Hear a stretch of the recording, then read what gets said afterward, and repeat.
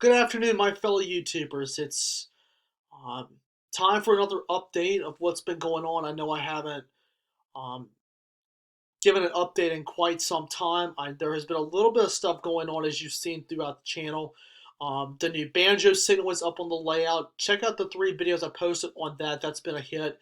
Also, the W900 cab ride, that video went up. It's almost 100 views within a week. So thank you all for watching it and for dropping the thumbs up on that one. That was a really special video. And there were 3 singles I put up. One of a Kenworth W900 Wrecker, one of a Peterbilt 379, and also 23Q I forgot to put in March's compilation. Just cleaning out my phone and finding some old archives, and I thought, go ahead and just put these up there. So all of them have received very good ratings right now, and I thank all of you for providing those ratings and for making sure this channel is going strong into the near future. Um, April along Tidewater Rails is in the process of being finished. I've been able to work on it some, and it's been kind of sporadic in between with work and with family. So I haven't been editing as much.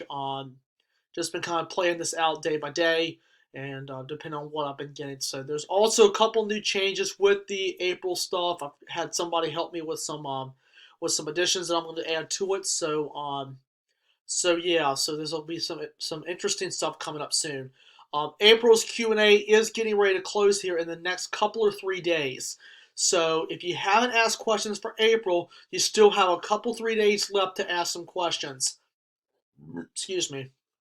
Um, Give it a look. Lots of good questions so far, and let's end out April on a high note. Um, as spring comes up, spring concludes, and then summer is quickly approaching.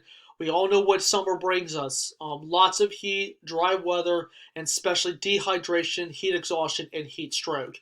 Um, just want to remind everyone out there, uh, please remember to stay hydrated this summer and also drink plenty of water.